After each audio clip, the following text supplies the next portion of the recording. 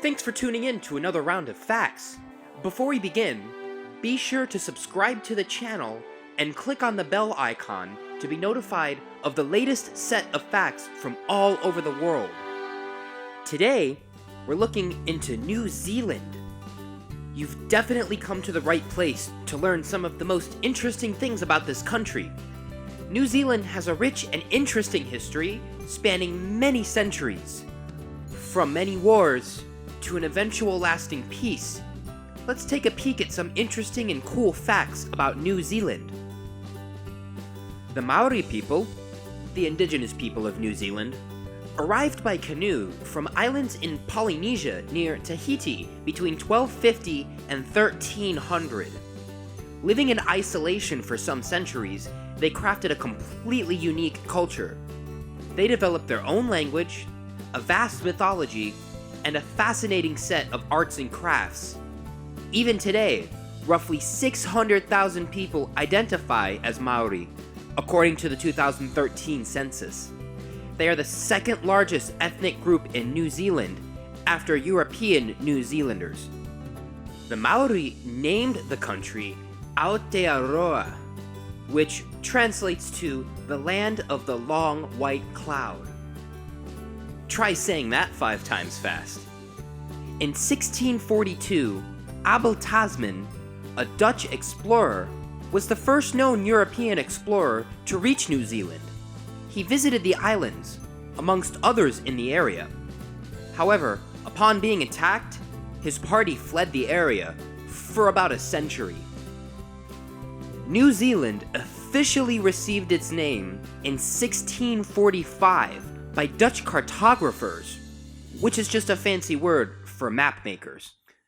Abel Tasman had originally named the lands Statenland, but in 1645, Dutch cartographers changed the name to Nova Zealandia, in Latin from New Zealand, after the Dutch province of Zeeland.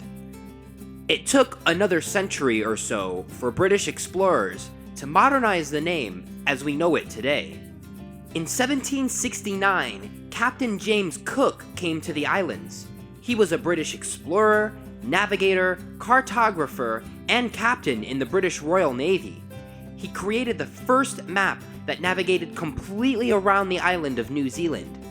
In 1840, after a series of violent disagreements between these now European settlers and the indigenous people, a treaty was signed called the Treaty of Waitangi.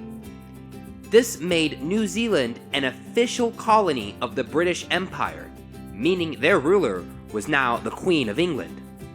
The Maori land was swiftly seized by the British. As you could guess, the Maori people fought the treaty tooth and nail. In 1860, war broke out between 18,000 British troops and about 4,000 Maori warriors. Although the Maori were significantly outnumbered and had much weaker weapons at their disposal, they were able to withstand the British for quite some time. Luckily, a peaceful ending was reached by 1870, with the last of the British soldiers leaving in February of that year.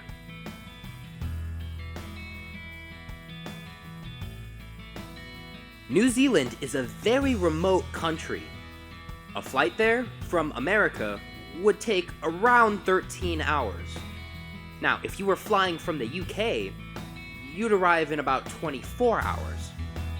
This island is certainly one difficult place to navigate to, even in modern times. This faraway country has 2 main islands separated by the Cook Strait. The islands are named after cardinal directions, north and south. The country itself is rather small, only about 103,883 square miles, or about 269,055 square kilometers.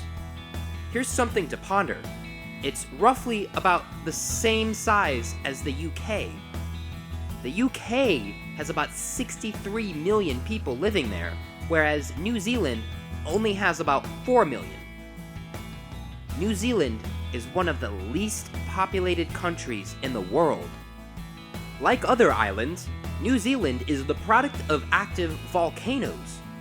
There are over 50 volcanoes on the island, some even still active today. If you do happen to visit, be sure to stay away from an active volcano. The capital city of New Zealand is Wellington. However, the largest city is named Auckland.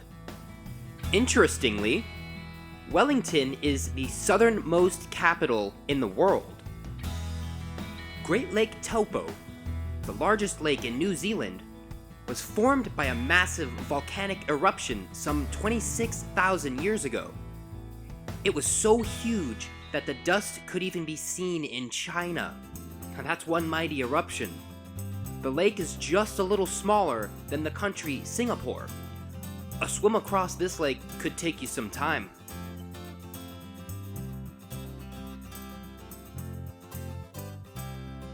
As it is remote, New Zealand has some really cool and unusual wildlife that you won't find anywhere else in the world.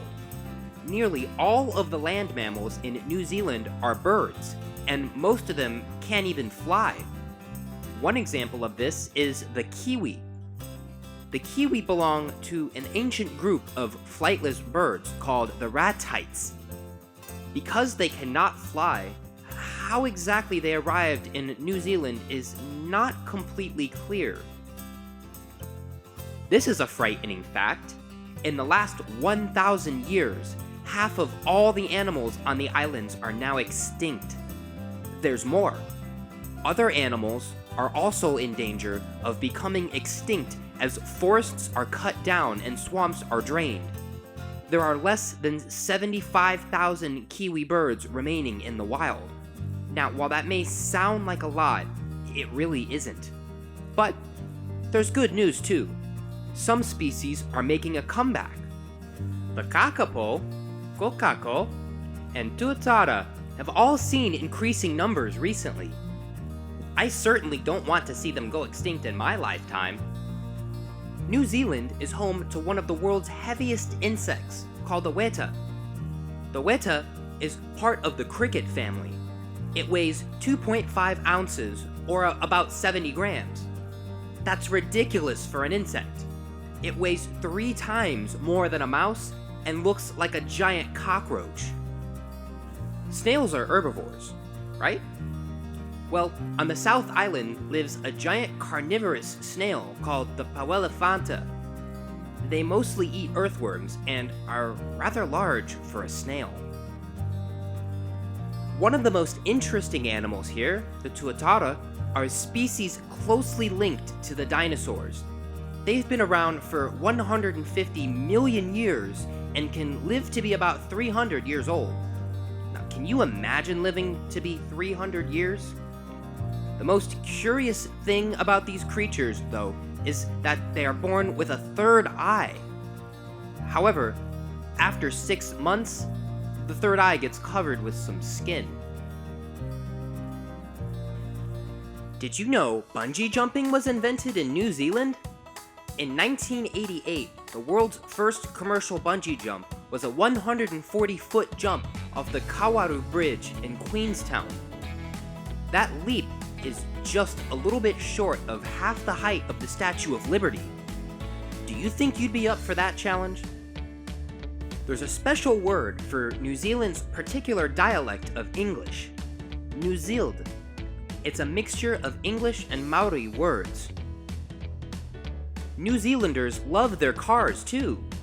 There are roughly 2.5 million cars for 4 million people. This makes their car ownership one of the highest in the world at roughly half their population. Compared to a country of similar size like the United Kingdom, about 1/4 of households don't own a car at all. New Zealand is the very first country to see the sun rise every day.